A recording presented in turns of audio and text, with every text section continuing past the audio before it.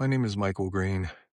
I've been in the recovery business, working in treatment centers, treating people with addiction for over 17 years.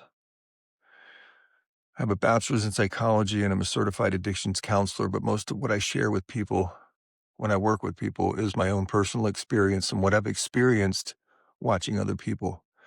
And one of the things that occurred to me this morning, this is probably my third video. I really hate doing these things. And I thought about the reason why. So I did a couple of videos for somebody and they've been posted to TikTok, and I made a crucial mistake for an addict. Um, I've been in recovery now for 20 years, so I'm an addict in recovery. The crucial mistake was watching myself on video.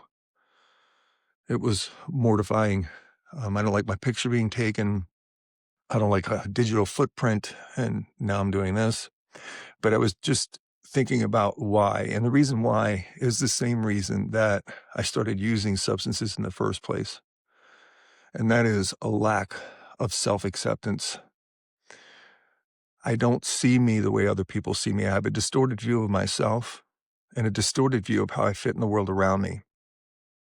And that distortion creates several things. In an earlier video, I talked about denial, and that's one of the things that the distortion creates. But the main thing that the distorted view of self creates is a filter that keeps certain information out. It sort of feeds on itself. So it filters out positive information and allows in negative.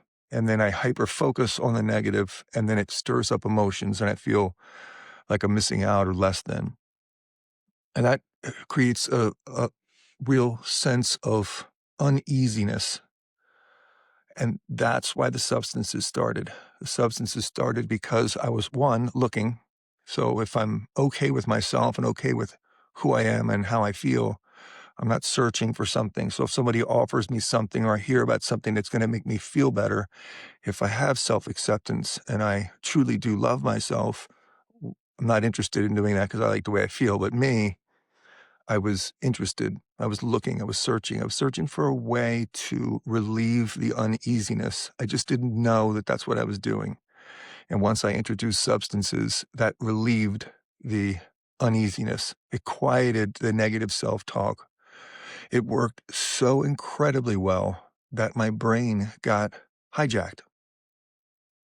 My brain went into survival mode and started to, initially it was seeking pleasure, and then my brain went into high gear and tried to avoid the pain of self. And that's why an addict keeps using, to avoid the pain of self. The substance creates relief.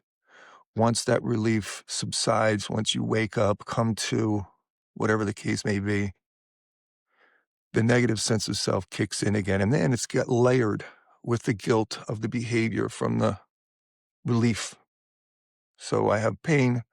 I do something that relieves the pain. I get some temporary relief from the pain.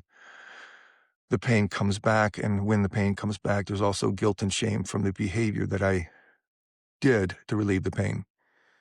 And all this is, come to me this morning only because made the mistake of watching the video. I don't think the negative sense of self ever goes away, but somebody said something really powerful to me once. And I was just talking about this yesterday with a friend.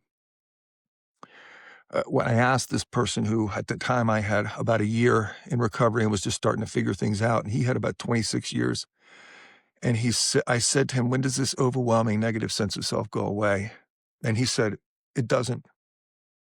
I was really dismayed by that.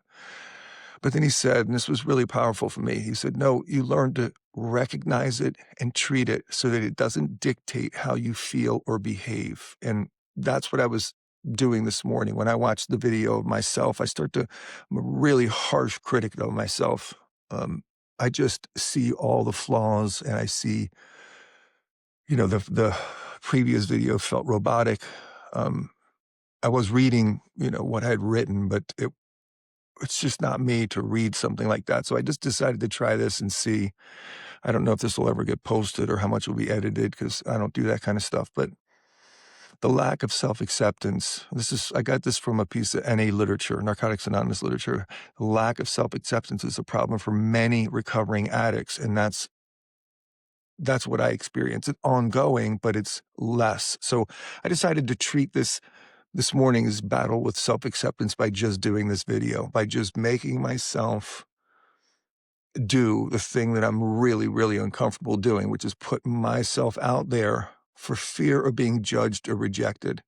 And I do it socially. I have, social anxiety. I do groups with people, I'll do groups with 15 or 20 people, and I don't really think about it once I get going. But when I feel like I'm the center of attention, I feel it's unwarranted, and it's about how I view myself. That distorted view of self and distorted view of how I fit in the world around me creates that uneasiness. Now, I still have the uneasiness. I'm just not using substances to relieve it. I'm using positive self-talk. I'm using encouraging words to myself. I'm using just pushing through. I'm using what we call in recovery playing the tape through. Each time I do it, nothing really bad happens. People might critique or people might not like something, but I do it anyway. So I just sort of work myself through it, as instead of allowing that, whatever I'm doing, that lack of self-acceptance to beat me up. So when I do that, when it beats me up, I slowly and quietly go back to autopilot. And autopilot is a distorted view of self and a distorted view of how I fit in the world around me, creating a filter that keeps out positive information, hyper focuses on negative information, and makes me feel empty. The emptiness makes me feel uncomfortable and uneasy, and I look for some ways to sort of fix it. So that's it for now.